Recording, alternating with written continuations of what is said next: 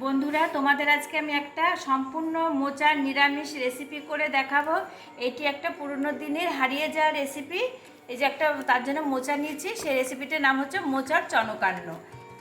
তাই চনকান্নর জন্য আমি একটা মোচা নিয়েছি। এই মোচাটা প্রথমেই আমি কেটে নেব। এ দেখো, মোচাটা ভালো করে কেটে ধুয়ে নিয়েছি। এবার আমি সেদ্ধ বসিয়ে দিচ্ছি, কড়াইতেই সেদ্ধ করছি।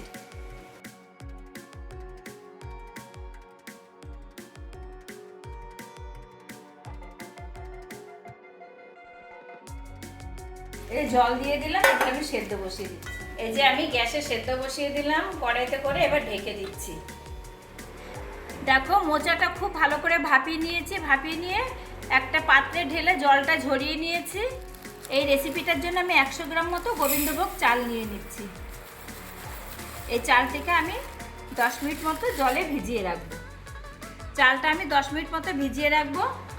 এবার আমি মোচার মধ্যে কিছু কিছু মশলা মাখিয়ে নেব। প্রথমেই দেব 1 চামচ মতো লবণ, একটু শুকনো লঙ্কার গুঁড়ো, 1 চামচ আদা বাটা, হলুদ গুঁড়ো 1 চামচ মতো, জিরের গুঁড়ো 1 চামচ। সমস্ত মশলা দিয়ে মোচাটা খুব ভালো করে মাখিয়ে আমি রেখে দেব ম্যারিনেট করে।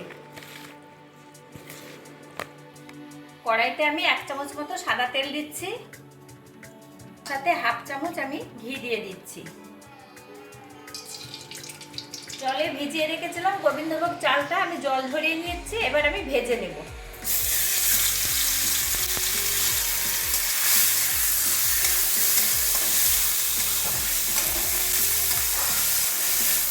ছয় থেকে 7 মিনিট মতো ভেজে নেবে চালটা। এরকম চালটা আমার খুব ভালো করে ভাজা হয়ে গেছে। এবার আমি নামিয়ে নেব। রান্নাটা আমি সর্ষের তেলে করব, তার জন্য কড়াইতে আমি সর্ষের তেল দিচ্ছি 2 চামচ মতো। এই তেলে আমি 2টো শুকনো লঙ্কা ফোড়ন দিচ্ছি, আর দিচ্ছি একটা তেজপাতা, একটু গোটা গরম মশলা, দারচিনি, একটা এলাচ আর একটা লবঙ্গ, 1 চামচ মৌরি দিয়ে দেবো, 1 চামচ গোটা জিরে। সুন্দর মশলা থেকে একটা গন্ধ ছাড়ছে। এবার দেবো 1 চামচ আমি কুচনো আদা। এবার দিয়ে দেব একটা মাঝারি সাইজের টমেটো কুচি। কিছুটা কিশমিশ দিচ্ছি। নিরামিষ রান্নায় কিশমিশ দিলে খুবই ভালো লাগে খেতে, আর এই রান্নায় কিশমিশ ব্যবহার করা হয়েছে, তাই আমি কিশমিশ দিচ্ছি।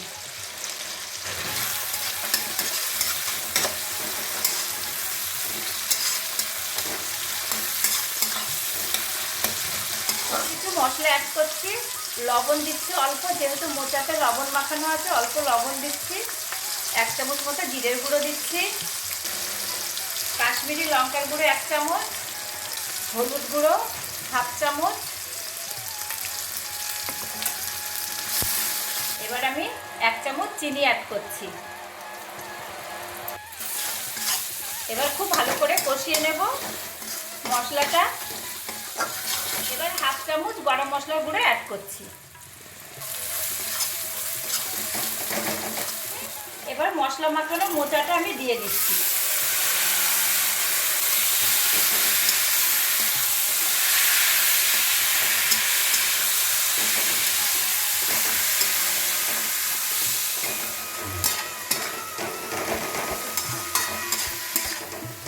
সাথে মোচাটা খুব ভালো করে কষানো হয়ে গেছে। এবার আমি ভেজে রাখা গোবিন্দভোগ চালটা দিয়ে দিচ্ছি।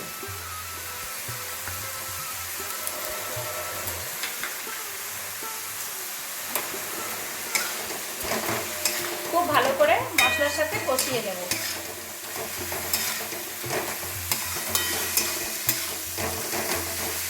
মশলা মোচার সাথে গোবিন্দভোগ চালটা এবার বেশ কিছুক্ষণ কষিয়ে নেব।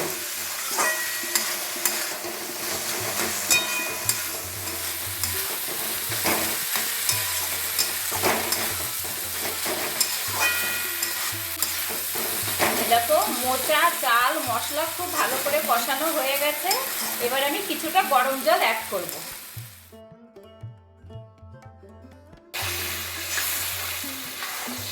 এই রেসিপিটা একদম মাখা মাখা হবে, ঝোল হবে না।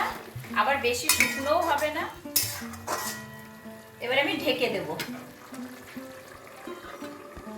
ঢাকনাটা তুলে নিচ্ছি।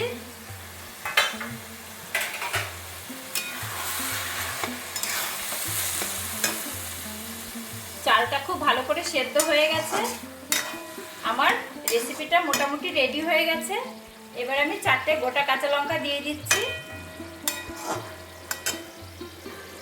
1 চামচ ঘি, এবার 1/2 চামচ গরম মশলার গুঁড়ো। খুব ভালো করে মিশিয়ে নেব।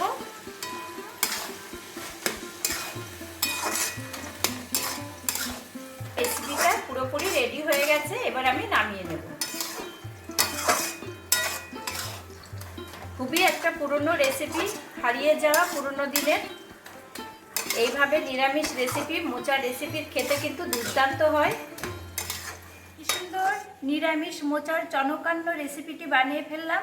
চনক মানে দানা, এই দানা থেকেই মানে চনকান্ন নামটি এসেছে।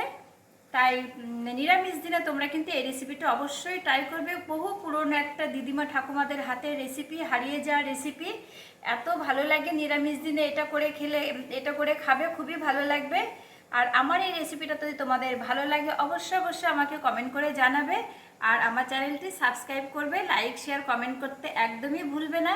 যারা নতুন বন্ধু আছো কমিউনিটিতে এসে আমাকে তোমরা সাবস্ক্রাইব করো।